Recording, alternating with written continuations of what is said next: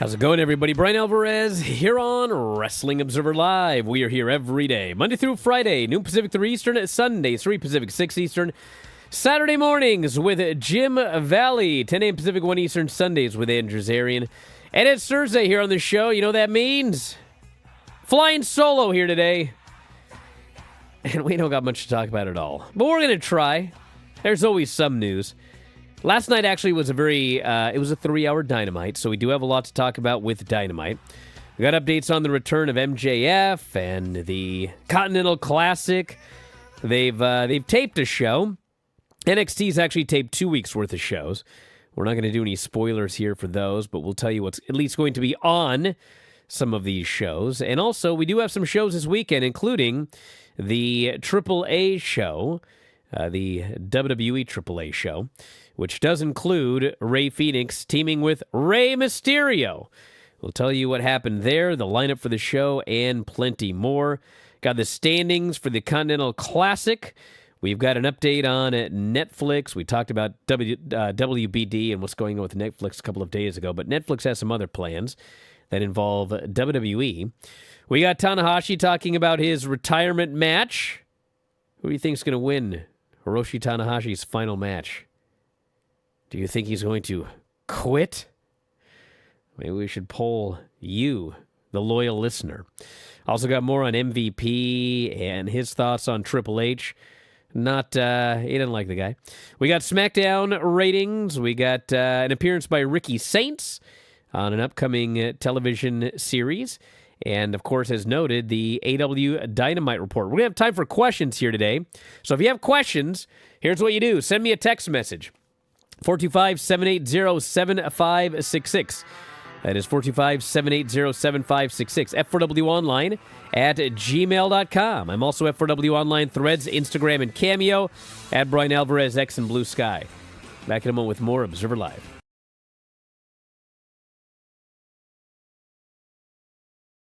Just a quick note before this free video. If you click like and subscribe, I'd be very thankful. Let's do this unnecessary censorship. Talk about your Psalms. Talk about John 3:16.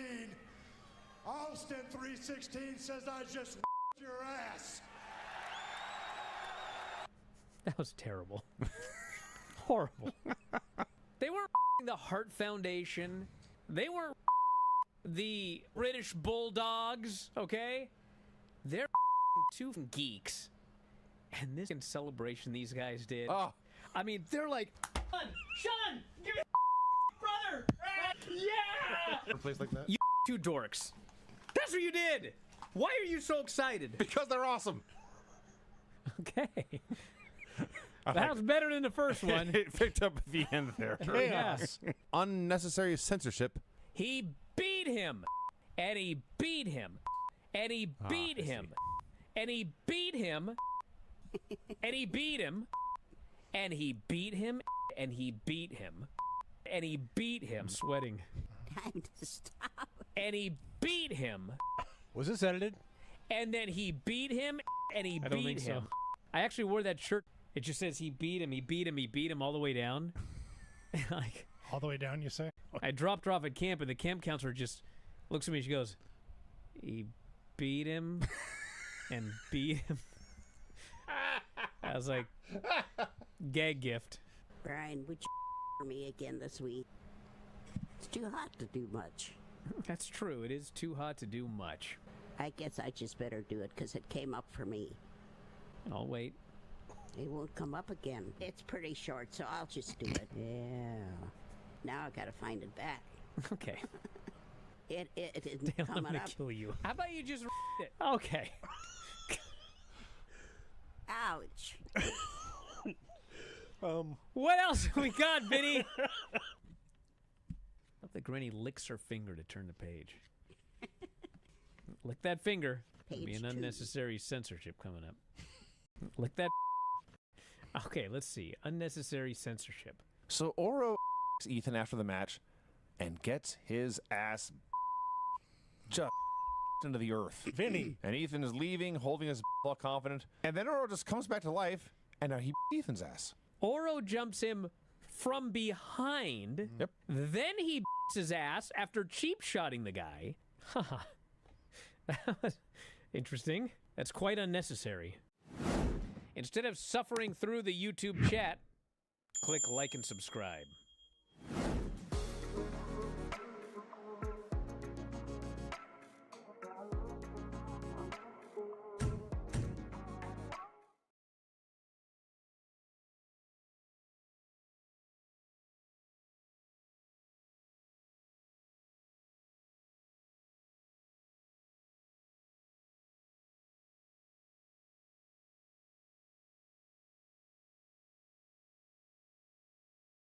Back in the show, Bryan Alvarez here, Wrestling Observer Alive.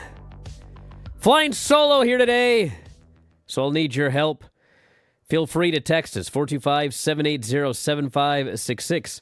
That is 425-780-7566, F4WOnline@gmail.com. F4W Online, Threads, Instagram, and Cameo. And let's get into the news here today. So the Continental Classic is ongoing. Actually, you know what? I'm not going to start with this because I made a grave error. Hold on a second. Yeah, this is what happens. This is what happens when you do an Observer Radio until 2 o'clock in the morning and then get no sleep. And then you wake up to go solo and you don't know what's going on. I actually updated the standings with the winners of the taped show. That would have been spoilers. So I don't want to do that. So let me get the Continental Classic standings, not including the spoilers for the taped collision. I don't need people getting angry at me today. Okay, so these are the actual standings. This is as of Wednesday. This does not count the taped shows. So in the Gold League, we have got a four-way tie for first place. Pac, Mike Bailey, Kyle Fletcher, and Okada. Kevin Knight is in second place with 3 points. Bailey, Fletcher, Okada, and Pac all have 6. And young Jack Perry, who is replacing Darby Allin, who was injured, he has no points. No points. Just like no buys. He has no points. Now, in the Blue League, in the lead, we have Takeshita and Claudio Castagnoli with 7 each. Orange Cassidy, John Moxley, both have 6. Mascaras Dorada has 3, and Roderick Strong has none. The big goose egg for Roderick Strong. Kyle Fletcher actually might have 7 points. It says 6 here, but I believe he's at 7. But one way or the other, my guess is the finalists for the Gold League are probably going to be maybe Okada and Fletcher. And then for the Blue League, I would guess probably Takeshita. And it's going to be interesting. I have a feeling something's still going to happen in this tournament with John Moxley and Claudio. So we shall see where they go. But I do expect the finals to end up being Takeshita and Okada. And, it'll be interesting to see what they do with Takeshita and Okada. Because both of them are heading to the Tokyo Dome. And obviously, they both have titles. Takeshita has the IWGP title. And he's going to defend that title at the Tokyo Dome. So, if you look at the Tokyo Dome lineup, we have got Tanahashi and Okada in Tanahashi's retirement match. And we have got Takeshita and Yota Tsuji in the champion versus champion match. IWGP heavyweight title versus the global title. So, the reason I bring this up is my presumption is the Continental Classic will end up being Okada versus Takeshita. And I think Takeshita's winning. That's what makes the most sense to me in the storyline. I could be completely wrong about that. So that would mean that Okada would lose the finals of the Continental Classic, and then I guess it depends on what they do in Hiroshi Tanahashi's retirement match. I mean, I think Tanahashi should win, but that would be 2 losses in a row for Okada. And with Takeshita, I presume Takeshita is losing the IWGP title to Yota Tsuji. So he would be winning this prestigious tournament for AEW and then turn around and go immediately to lose in a big match at the Tokyo Dome. So I'm not sure exactly what Tony's going to want to do here. I guess you could have Okada beat Takeshita. Maybe the Don Callis family could screw Takeshita. But then you have Takeshita doing a job immediately before he goes to presumably do another job and defend the title at the Tokyo Dome. I don't know if New Japan wants the guy losing this big match right before he goes to defend the title, like days earlier. So that's kind of weird. And then if Okada wins a tournament, I guess it wouldn't be that big a deal if he beats Tanahashi. I don't know what's going to happen in Tanahashi versus Okada. As you're all well aware, my issue isn't even that John Cena lost to Gunther. I think that John Cena should have won. I think that fans wanted to see John Cena win. I know they wanted to see him win. I think the issue that the fans had was not even so much that he lost, but that he quit. And so I don't expect... And even if, the thing is, even if Tanahashi gets put in like the money clip and smiles and submits, it's one thing because his gimmick was never give up. So it doesn't matter if Tanahashi submits. Everyone's like, well, there's no way that Tanahashi is winning on the way out, or, Okada's not going in there to lose or whatever. Well, first off, Okada is an outsider, and Tanahashi is retiring. So, I mean, maybe there's some sort of negotiation where Tony allowed Okada, but Okada can't lose. I would be surprised if he did something like that. If you look at the departures of a lot of people from New Japan Pro Wrestling, they don't even lose on their way out if they're going to another company all the time. So, I don't know, man. Tanahashi is old and beat up and slow, but he did win matches over top guys during his retirement run. He did win titles, and I don't know, man. I'd put him over. This guy here says Tony has no control over New Japan bookings. Well, hold on a second. Yes, Tony cannot control New Japan bookings, okay? But Okada does not work for New Japan. He is lending Okada to New Japan. So when you're doing negotiations to lend someone somewhere, well, yeah, you can make some calls. You could basically say, listen, I'll lend him to you, but I don't want him losing. And if they say no, and nothing happens.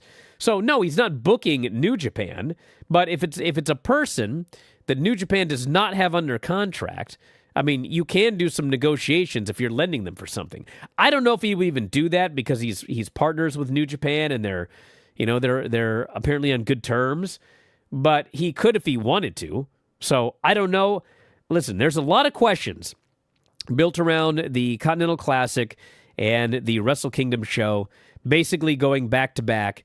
And, I could be wrong about everything, and maybe Okada and Takeshi won't be the Continental Classic finals. But given that Okada was the champion, given the storyline they're doing with the Don Callis family and Takeshita, I think that's going to be the final. I'm still recovering over here, by the way, so apologize for any of that. So anyway, New Japan Wrestle Kingdom 20, January 4th. The retirement match with Okada and Tanahashi and the double title match with Takeshi and Tsuji. We've also got Evil and Aaron Wolf for the never openweight title. I don't know about that one, man. I've seen Aaron Wolf's run-ins, and this is a rough hill to climb for this Aaron Wolf. We got El Desperado Show, Kosei Fujita, and Taiji Shimori for the junior title, which should be excellent. David Finlay, Shingo, Gabe Kidd, Drilla Maloney, and Hiromu versus Great Khan, Callum Newman, Hanare, and 2 mystery partners. We got Suri and Saya Kamitani in a winner-take-all match. IWGP Women's Champion and the New Japan Strong Women's Champion. And the Never Openweight titles on the line. Yo Master Wato, Toru Yano. They are defending that championship in a multi-team Rambo. So all those guys where you're like, how is Zack Sabre Jr. not on the Dome show, blah, blah. Oh, they're there, all right. They're in the Rambo. Back in a moment with more Observer Live.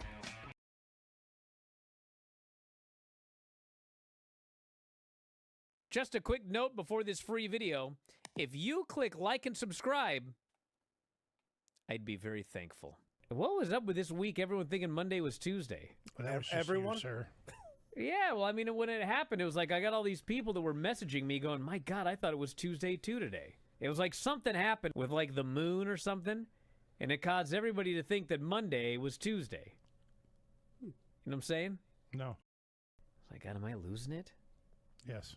Have you ever lost something and gave up all hope before finding it in an obvious place? Yeah, my mind. I went to go make her the quesadilla, and I opened up the pantry, and there's no tortillas. I looked down on the ground, and there's the package that they used to be in, but there's no tortillas. So I call Hanale over, and she says, well, I didn't know how to close the bag. Uh-oh. So I put them all in a box of light bulbs. I said, why did you put them in a box with light bulbs? Swear to God, she goes, if that box is good enough for light bulbs, it's good enough for tortillas. I said, no, that's not worse. I open the box, these tortillas are hard as a rock. She is so your daughter. Crumbling to dust. It's insane. God. I lost my wallet at the Alamo Dome. The next day, I got a call from an usher that he found it. When I met up with him, everything was still in it. He refused to accept any money from me. Wow. Wow. I once lost my wallet in El Segundo. Lantian says Big Dave's sanity. Wow. Well, I mean, he found it then. It's right there. It's never lost. 99% of the time, no matter where I park, I always know exactly where it is. But there's always that 1% of the time where is my car? Dude. And it's like in a bizarre place. Like, what's going on? All right, Granny, what do we got? We need to get by you a machine that you speak into, and it converts your voice into text. Oh, my God. So you don't have to write it down anymore. Absolutely not. And then I think even better, we put that text into a text-to-voice app and have it read her. Oh, my God. Whatever. Stacy Keebler, her and Tori had a eggnog fight. Just a minute here. Okay. Looks my page. Then he I looks decided completely depressed over there. Take something from down below. Mind your own business. You're there like, Ray Kinsella builds a baseball field Field on of his Dreams. Kevin Costner. baseball. James Earl Jones. If you build it, they will come. Iowa. Oh, all right. You didn't let me finish the question, Brian. She's right. Oh, she yells at me.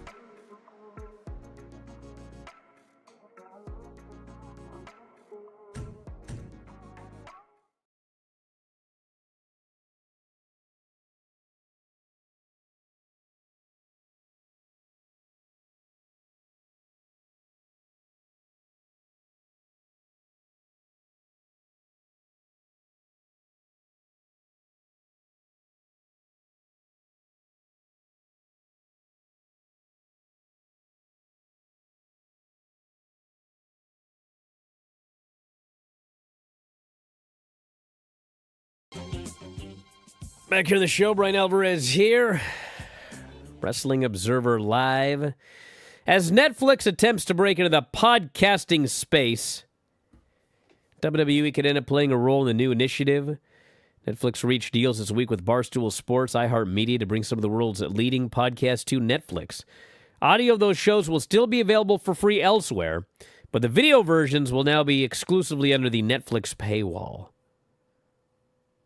Netflix looking for another video podcast? Just out of curiosity. WWE and Fanatics have already partnered together for a podcast network that includes 6 Feet Under with The Undertaker and Michelle McCool. What do you want to talk about with Cody Rhodes? And what's your story with Stephanie McMahon? I actually haven't heard any of these podcasts, but boy, did Granny bury the Undertaker's podcast. Undertaker is her favorite wrestler of all time. She did not care to listen to Mark Calloway talk. I like that guy, just like the Undertaker. Which reminds me of when she was a huge fan of Dean Ambrose. You guys remember Dean Ambrose? And then one day, she found a Jon Moxley match. Did not like that Jon Moxley one bit. But she did like Dean Ambrose. So anyway, that's the update. They're going to be going to... and I guess, I have not heard it. I think it's taking place today. Apparently, Cody, on his podcast, is going to interview John Cena. His first interview since he quit in his final match. So I can only imagine what John Cena has to say in the aftermath of that historic retirement match with Gunther. Hiroshi Tanahashi, speaking of retirement, is hoping to turn back the clock and deliver one last great performance. Well, he's got the right opponent. He's definitely... This guy goes, Cody won't ask Cena hard-hitting questions. What do you think of your retirement match is a hard-hitting question? We're definitely going to ask about the retirement match. I'll bet you money, Funk Monk. Now, Tanahashi's got the right opponent to have a great match, just like John Cena did. He was asked what he wants fans to see in his last match. I don't want them to justify my retirement, he says. I don't want them to see me look older and slower, or to see a Tanahashi who can still go. Now I want to... Okay, let me start over again. I'm trying, everybody. I don't want them to see me look older and slower, but I want them to see a Tanahashi who can still go, and that everybody else is chasing right to the end. He noted that some wrestlers retire more than once, but there's only one debut, he said, when asked about his advice for Aaron Wolf's first match. It's an important point. I want him to put in the absolute best he has. So I like how Tanahashi's talking about his retirement, and then in the very same interview talks about some people retire multiple times. Hey, he's never said, like John Cena, I'm never going to wrestle again. Although when you think about it, John Cena also said, never give up. So I'm not sure I can buy this never wrestling again thing. Sounds to me like at the end he's just going to wrestle again. But anyway, that's the main event of January 4th. MVP discussed the difference between working for Tony Khan and Triple H on Q101 with Case Lowe. He said he has this vision that he wants. He works with the talent, allows a lot more input from talent into what creative path is going to happen. Whereas the nose, he says, is a little bit more dictatorial. I won't say what he said after that. It's more, this is what we're doing.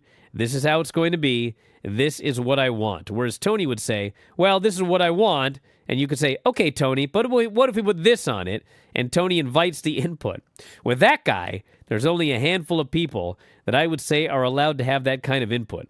I think Tony, I'm just going to be blunt, is a better human being, a better person all around than this guy. So it's definitely a better person to work for and a much better working environment. You know what's funny about this, though, I got to say? I'm not saying MVP is wrong because, I'm sure that he does have a lot of input. But it is funny because Tony does interviews and, he's asked a question about, we think creative is a little bit better than it's been over the last few years. And Tony always says, that's because I stopped taking so much input from everybody and now I just do what I want. So that's what Tony says. MVP says something different. He says, when I was in WWE, you did have a lot of people who were really concerned about their future because at any given time, you were gone on a whim. We saw it happen all the time. Tony doesn't operate that way. He was also asked about the rumor that he doesn't like Speedball Mike Bailey, calling the idea preposterous and saying that Bailey is a nice guy. So He goes, the whole thing was preposterous that MVP doesn't like Mike Bailey. I don't have a problem with Mike. He's one of the nicest guys around. I don't know where that came from. You know, I remember when that story came out. And, you know, there's all sorts of sites on the internet. And there's all sorts of stories that come out. And, you know, usually you'll hear a story and you'll go, okay, I heard something similar. Or maybe you haven't heard it, but then you kind of ask around and it's like, okay, that's accurate. Or that's not accurate, you know, whichever it is. Good example, by the way, when Thea Hale accidentally pinned Blake Monroe, there were stories on the internet that it was absolute chaos backstage in light of that. And I was told yesterday it was not chaos backstage. It wasn't expected, but the show went on. You know, the match ended when it was supposed to anyway, basically. Maybe a minute or two early, but it wasn't like it was 15 minutes early. And no, it was absolutely not a work, despite what some people claim. But anyway, that's an example. But when I heard the story about MVP, it was like, sometimes a story will just be something vague, like, there's heat on MVP for this, or, you know, there's heat on Speedball, whatever, who cares? But this one was like, it was so weird because it was, I can't remember the whole story, but there was that part of the story where you said, an MVP really hates Mike Bailey. And I was just like, what? Why? First off, where did this come from? Like, it didn't even make any sense that anybody in the back would even, I'm gonna call and I'm gonna tell somebody that MVP hates Mike Bailey. Like, it was just, that stuff like that never happens. So the whole thing was just weird.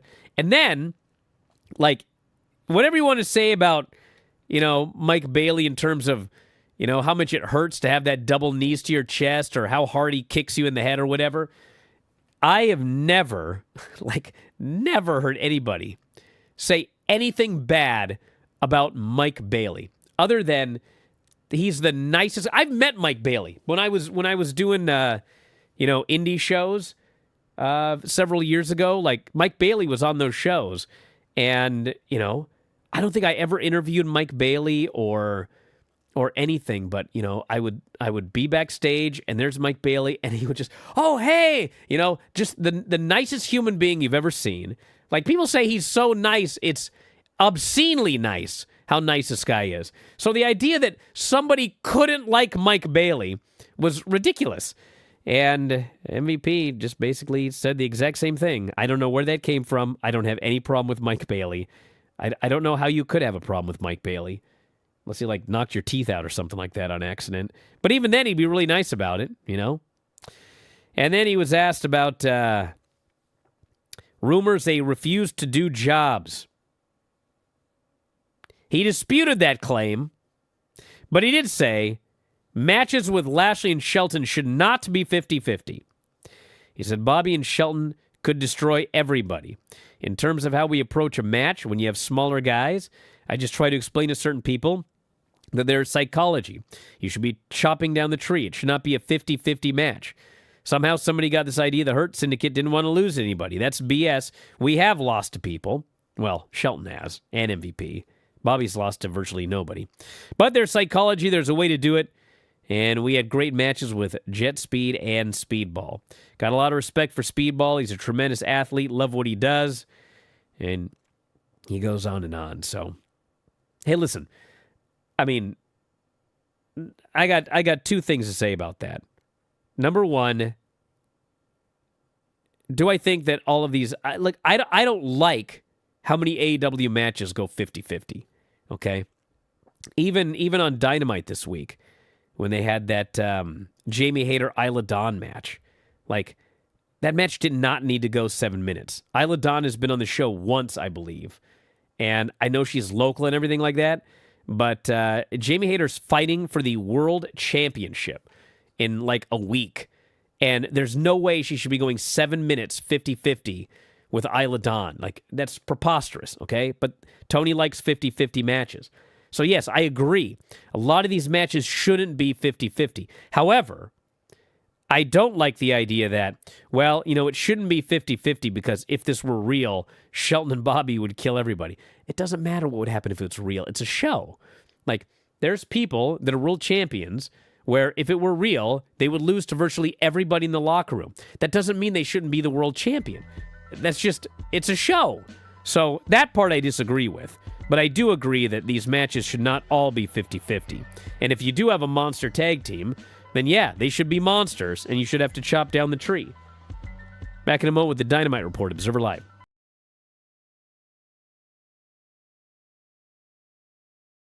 Just a quick note before this free video.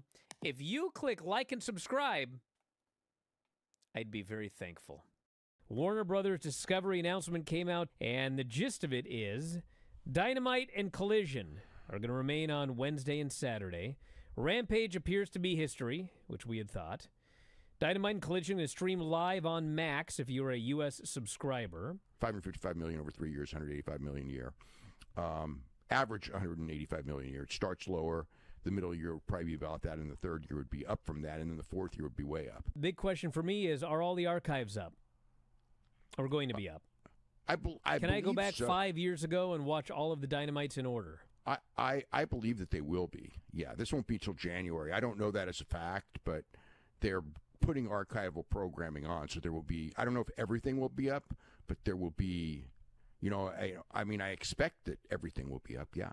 I had a little announcement I wanted to make. A lot of people got really exposed, when this. Oh, no, yeah, save that for the Garrett Show. Save that one. Why?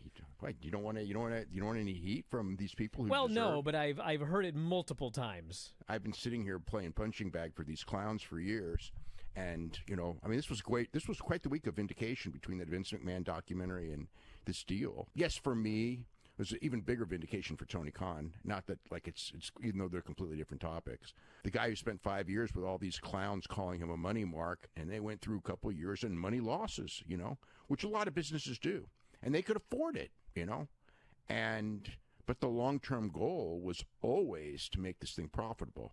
So at the end of the day, here we are, and with this deal, this is going to be the second most profitable pro wrestling company in the history of pro wrestling. And all of these people that, and it's like, I'm not saying you should have figured that much out, but in the last year, it kind of was leaning this way. And even if it wasn't going to be the second most profitable company in the history of pro wrestling, it would end up being profitable, which once you're profitable, the term money mark goes out the window. So anyway, this is like complete vindication. Jericho actually went on the show. It was almost like he was reading my mind with that line about, boy, did all these experts come off as being really stupid and out of touch. I don't know if he used those words, but they were. Because it's not like this came out of nowhere. We've been talking about this for months. I've been telling people. I've been telling them. I go you better frickin' pivot because you're going to look like fools if this deal comes in the way it looks it's going to come in. And none of them could stop. They're so deep into it. They've been lying to their podcast listeners for God knows how long. So anyway, there's a lot more to that. But anyway, I did want to get that off my chest.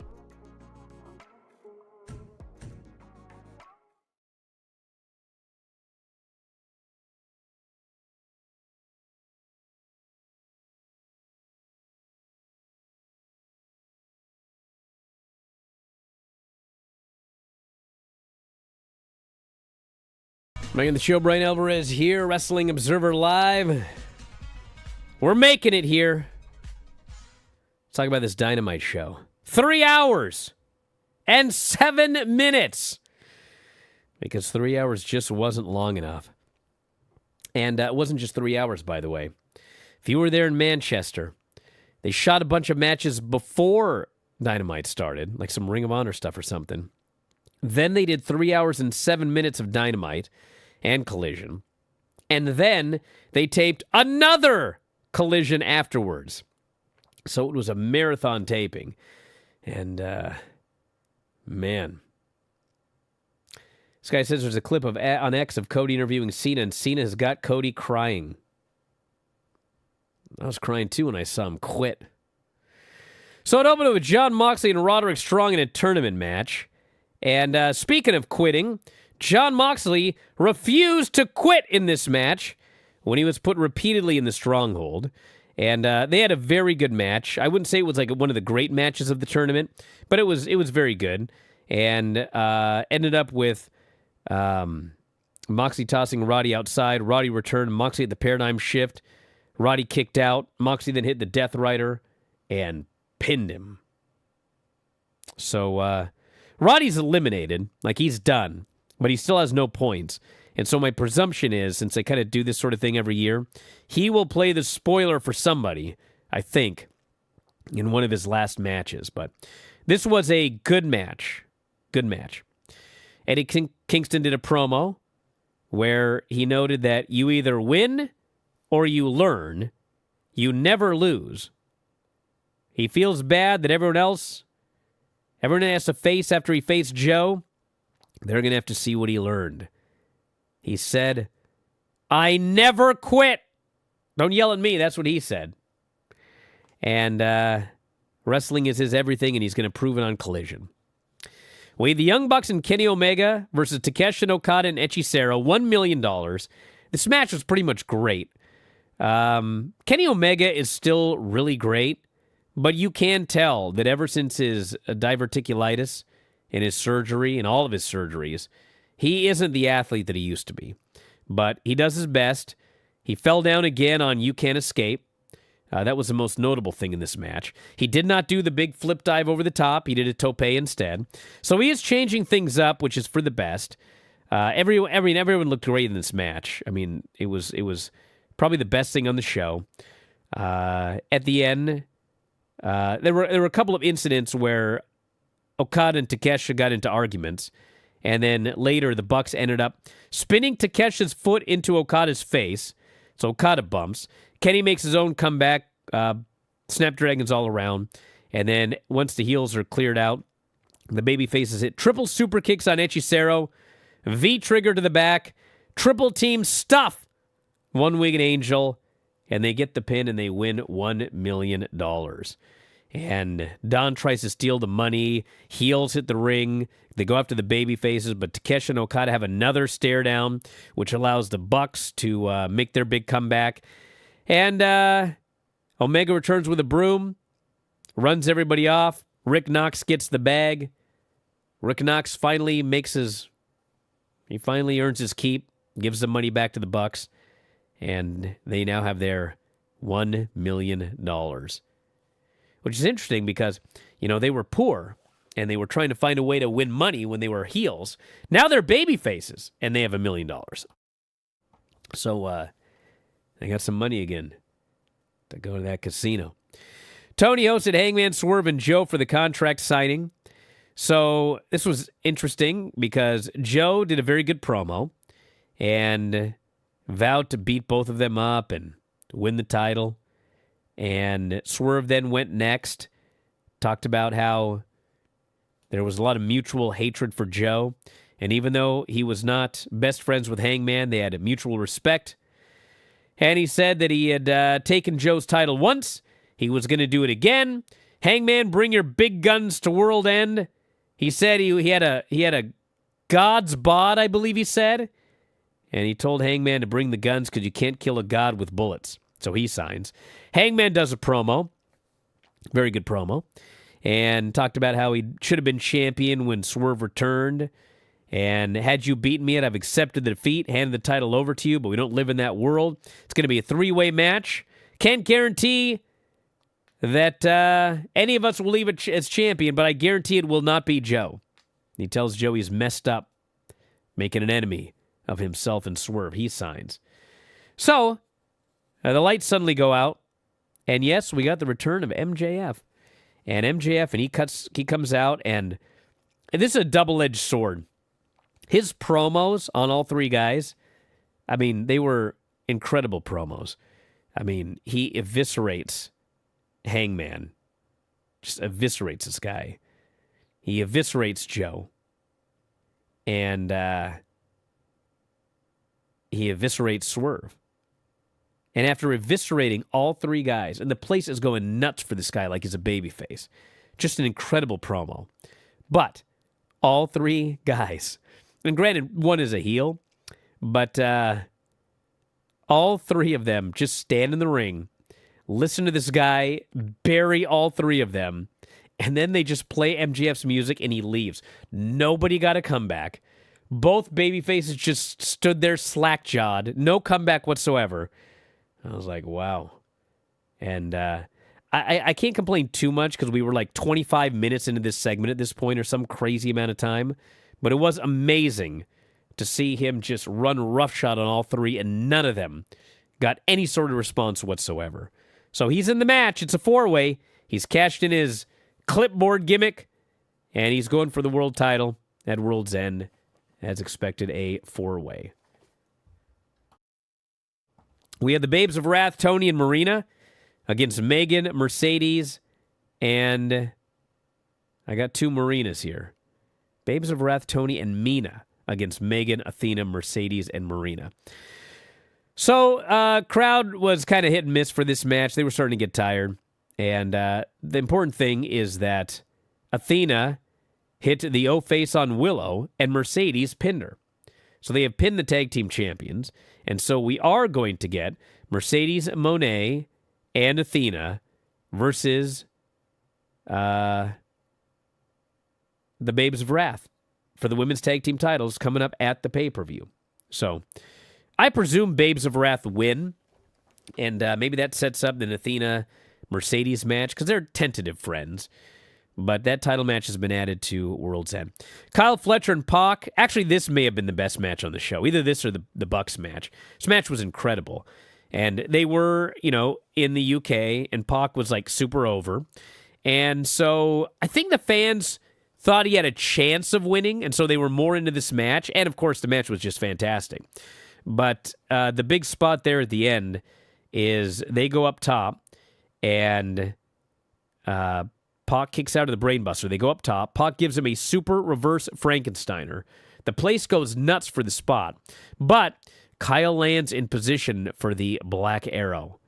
And as soon as Pac starts leaving the ring, this place just went wild.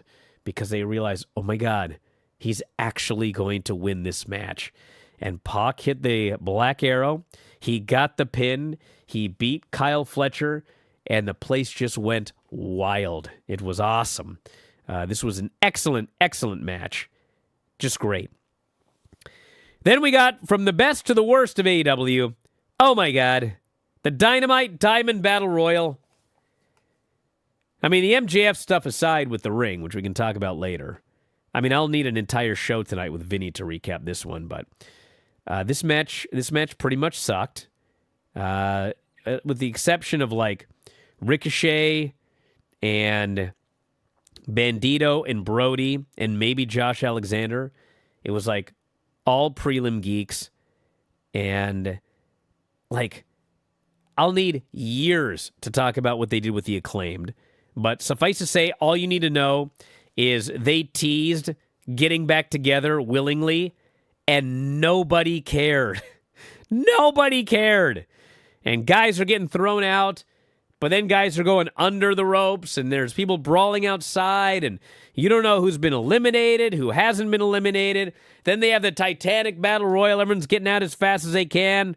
And finally, it comes down to Bishop Khan, Ricochet, and Bandito. And it's not even exciting. It's we got 3 guys, and then Bandito just tosses Bishop Khan, and they ring the bell. And the crowd goes silent because they're like, what?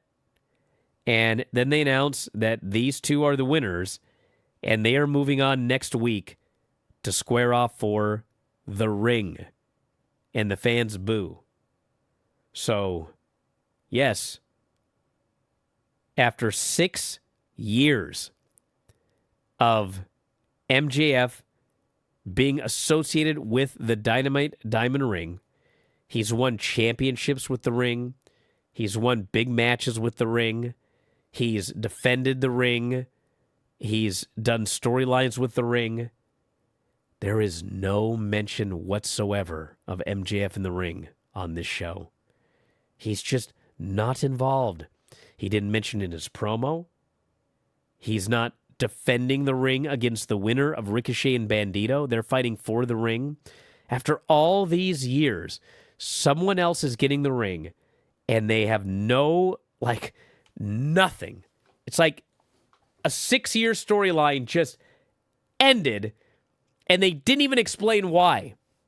He didn't even say, and everyone's going like, well, it'll make no sense because he's going for the world title. Guys, he's been the world champion during Dynamite Diamond Battle Ring season.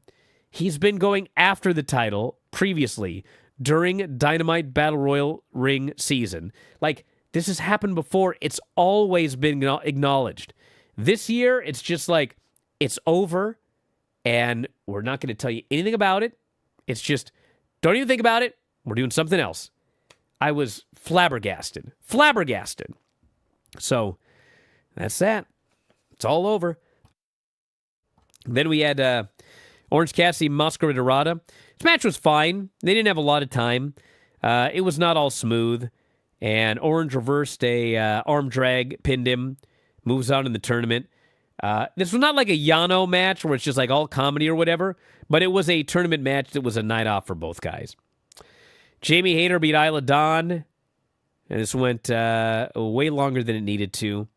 And then, after the match is over, the Triangle of Madness hit the ring and attack Jamie Hayter. Chris Statlander runs down to make the save. They literally they shot an angle for a match that we saw on Collision last week. And then Jamie accidentally hits Chris with a Haterade. And she shrugs it off, gets booed, but then poses with the belt, gets cheered. This was not much of a segment at all. Then the main event was FTR and the Bang Bang Gang for the tag titles. As a very good main event. And the crowd was super into it because they loved them some Juice Robinson. He was very, very over. And everybody got involved. Stokely's out there with Powder. He gets thwarted. They go back and forth. Dax ends up getting hit with the Faymaster, but he gets his foot on the ropes at 3. Fans are not happy about that. FTR chop blocks Juice. Double team stomp to the knee. Reverse figure 4. And Juice Robinson, like his hero John Cena, quits.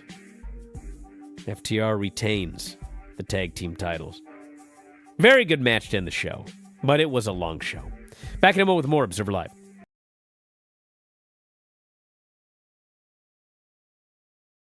Just a quick note before this free video. If you click like and subscribe, I'd be very thankful. Granny, what have you got today? Okay, everybody be quiet, okay? Okay. Hey, Google, tell us a joke. What's the most musical part of a turkey? The drumsticks. Ba-da-cha. Hey, Google, you suck. Well, I am still learning. What should we fix? The guilt in the response. Hey, Google, that's enough. Hey, Google. Shut your hole. Hey, Google. Hi there, I'm listening. Oh, How jeez. can I help today? Hey, Google. Shut up. How can I be of service? No, that won't quit. God. Hey, Google. No more. Stop. This is how the war with the robots begins. Name the hip-hop group that asked the question, are you down with OPP in 1992? Granny, I will pay you $100 to read that again, please. Yeah, can you read more? Name the hip-hop group that asked the question, are you down with O period, P period, P period in 1992? You somehow made it better. Oh, period. P Stop the show period. now. We have peaked. P period. Please send those edits to Brian's email. Are you down with O period, P period, P period? On the show The Big Bang Theory, Leonard and Sheldon are both physicists. What is there at what? What just happened right there? Physicist? Yes. Physicists? Yes. Yeah. I lost my track. You lost your crack. You were at Sisyphus. In what city was Nipar Brooks. Shakur shot and killed? Excuse me, say that again. In what city was Tupac? Two-pack. Vegas. Check. Vegas Strip. Yep. Join us. Thank you. Yeah, you know, we got a trip to the Vegas Strip, by Yeah. the way. You can get shot too. Yeah. No. Hey, Google, take a nap. Hey, Google, wake up. Hey, Google, are you awake? Here's a YouTube music station called Are You Awake? Hey, Google, stop.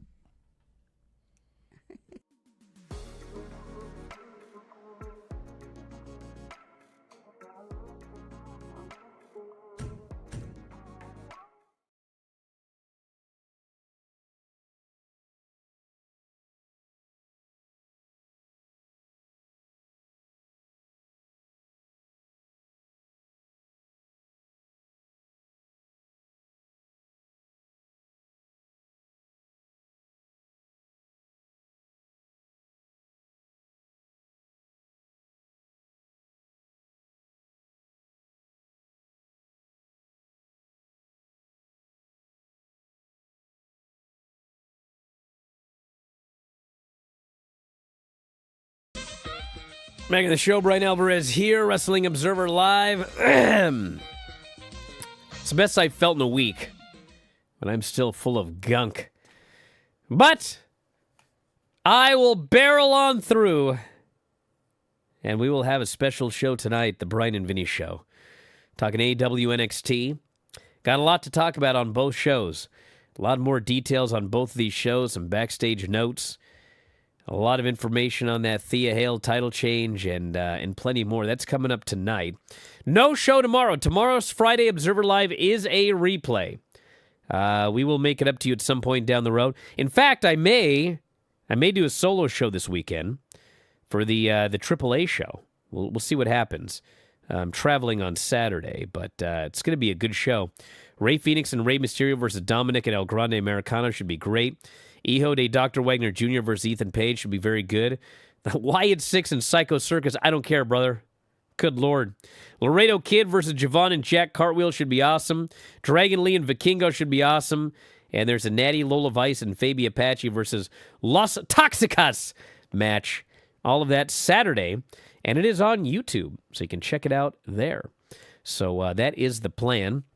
Make sure you check out After Dark Radio yesterday as well. We talked Bigfoot for the entire hour. That was a fun show. We'll do another show with that guest coming up down the road as well. And lots of stuff up on the front page, so check it out. We got some other special things coming up. It's Christmas time. You should sign up today because we're about a week away from the world-famous F4WOnline.com Christmas show. My most dreaded show of the year. But that's coming up. So we're gonna check out from here, everybody. Thanks for listening. We'll talk to you again after a while.